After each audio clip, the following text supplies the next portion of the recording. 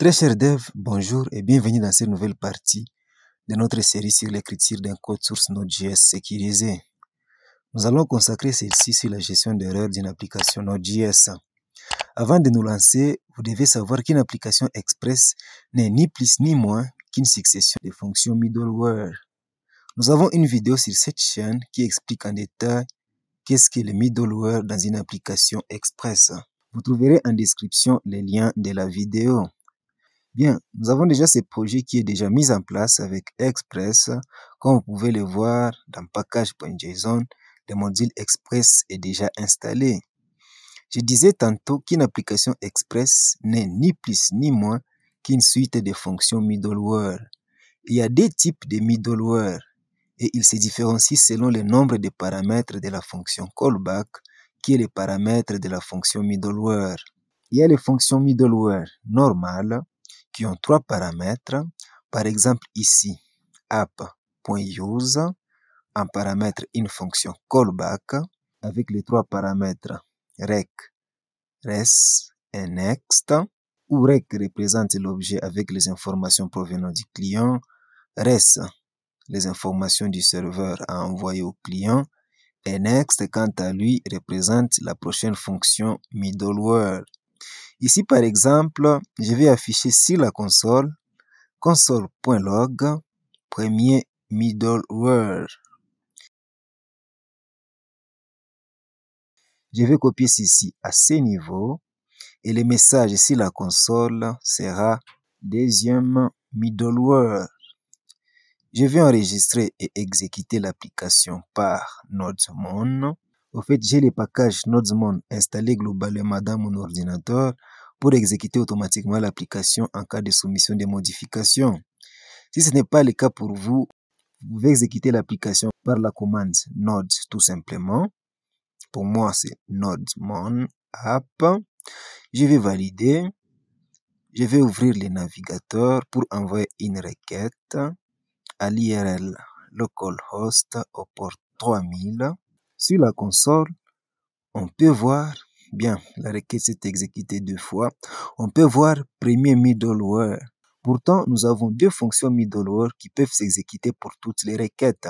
Qu'est-ce qui a fait que la deuxième fonction middleware ne puisse pas s'exécuter? Tout simplement parce que le premier middleware ne l'a pas permis. Nous avons dit que le paramètre next représente le prochain middleware.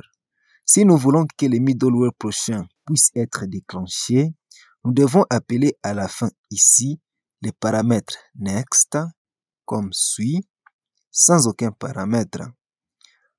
Je vais enregistrer et déjà vous pouvez voir les textes premier middleware et deuxième middleware. Toutes les fonctions middleware se sont exécutées et cela grâce à l'appel du paramètre next. Bien, je vais ajouter une autre fonction middleware ici, app, par la méthode get pour envoyer une ressource au client. Cette fonction de middleware fonctionnera juste root racine. En deuxième paramètre, la fameuse fonction callback avec trois paramètres, rec, res et next. Ici, je veux que le serveur envoie une page web au client. Bien, je vais créer un fichier ici, index.html.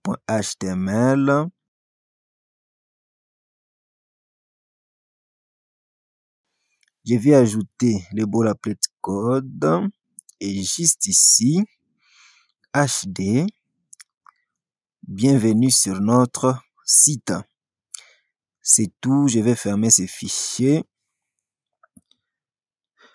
J'aurai ici besoin du module path pour constituer le chemin d'accès du fichier à envoyer. Const path égale require, il s'agit du module path. Et ici, let fichier égale path. Je vais appeler la méthode join. Et là, les chaînes de caractères que je vais joindre, il s'agira du répertoire courant par la variable globale -8 dire name. Avec le nom du fichier, il s'agit du fichier index.html. Puis, je vais définir la réponse qui sera envoyée par res. C'est un fichier send file. En paramètre, je vais passer fichier. Je vais enregistrer afin de tester ce que ça va donner.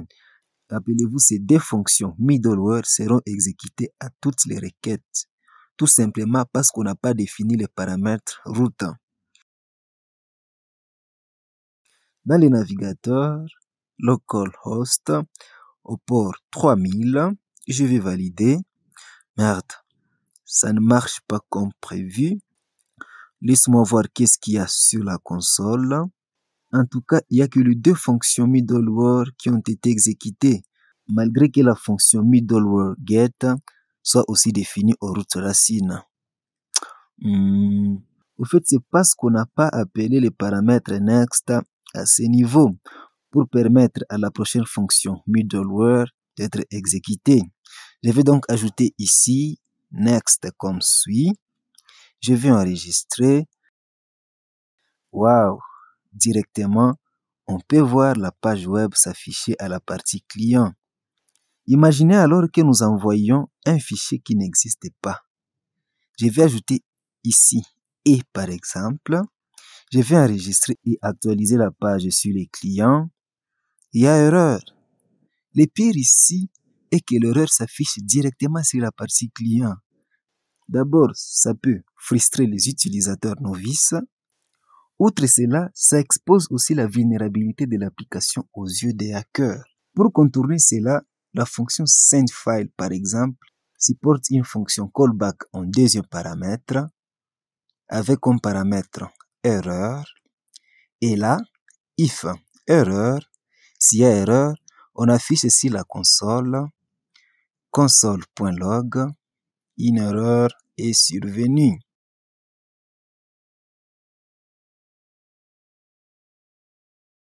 Je vais enregistrer et dans les navigateurs, je vais actualiser. Laisse-moi le faire dans un nouvel onglet. Je vais valider l'URL localhost au port 3000. Vous pouvez voir le navigateur bloque. Pourquoi? Parce que le serveur n'a pas pu envoyer la page. Mais au niveau du serveur, il n'y a pas de problème. L'erreur a été affichée sur la console. Ceci occasionne toujours une mauvaise expérience utilisateur. L'idéal ici serait de passer l'application en mode erreur afin de capturer l'erreur par l'autre forme de fonction de middleware qui capture l'erreur. Ici donc, au lieu d'afficher l'erreur sur la console, on va passer l'application en mode erreur. Cela s'est fait en appelant les paramètres next, cette fois-ci avec un paramètre. Généralement, l'erreur survenue. Ici donc, je vais mettre l'erreur. Puis appeler une autre forme de fonction middleware. Souvenez-vous, nous avons dit qu'il existe deux formes de middleware se différenciant par le nombre du paramètre callback. Nous avons déjà utilisé la forme normale avec 3 paramètres. Pour cette autre forme de middleware, la fonction callback a 4 paramètres au lieu de 3. Nous avons donc erreur, rec, res et next. Ces genres de fonctions middleware sont appelées middleware de gestion d'erreurs. Chaque fois que l'application est en mode erreur, c'est elle qui sera exécutée après que l'erreur soit déclenchée. Dans celle-ci, on peut charger l'application d'afficher l'intégralité de l'erreur sur la console.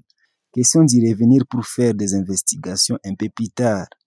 Ensuite, on peut déclencher la prochaine fonction middleware par next, erreur. Remarquez ici, le client ne sait encore rien. Le serveur n'a pas encore envoyé aucune réponse au client. Je vais créer une autre fonction middleware ici par app.use. Ça sera toujours une fonction de middleware de gestion d'erreurs avec les 4 paramètres erreur, rec, res et next. Celle-ci permettra maintenant d'envoyer la requête à la partie client par res. Je vais d'abord définir le statut par status à 500. Puis définir ce que je vais envoyer. Ça sera du contenu HTML. Je vais ouvrir et fermer la balise H1 comme suit. Le message sera pouf, erreur. Je vais définir du style CSS ici par l'attribut style qui est égal. Color, je vais mettre red, couleur rouge. Je vais enregistrer. Waouh! Directement, on peut déjà voir la page erreur s'afficher. Je vais essayer de remettre les noms corrects du fichier à envoyer. Je vais enregistrer et actualiser la page. Il n'y a plus d'erreur. C'est maintenant la page Bienvenue sur notre site qui s'affiche. Vous devez savoir que les fonctions de middleware de gestion d'erreur s'exécutent que lorsqu'il y a une erreur qui se déclenche, c'est-à-dire lorsque l'application est en mode erreur. Et cela si le paramètre next quelque part dans l'application a été chargé d'au moins un paramètre. Autre chose, on peut dire par exemple lorsqu'il y a une erreur utilisateur, lorsque l'utilisateur valide au client un URL incorrect par exemple, je vais ajouter une autre fonction middleware ici, toujours par app.use. C'est une fonction de middleware normale, donc 3 paramètres ici, rec, res et next. Ici, je vais aussi envoyer au client du contenu HTML. Je vais donc copier ceci.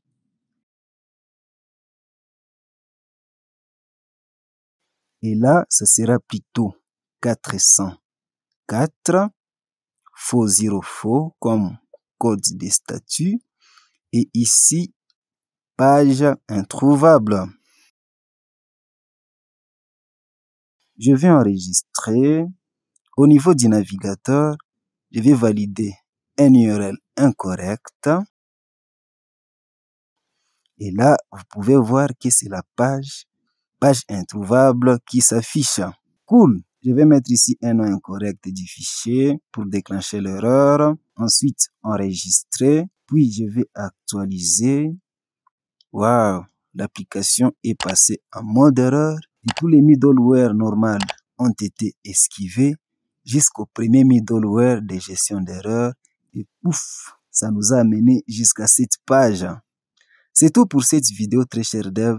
Merci de l'avoir regardé. Du reste, portez-vous bien, à la prochaine. Bye.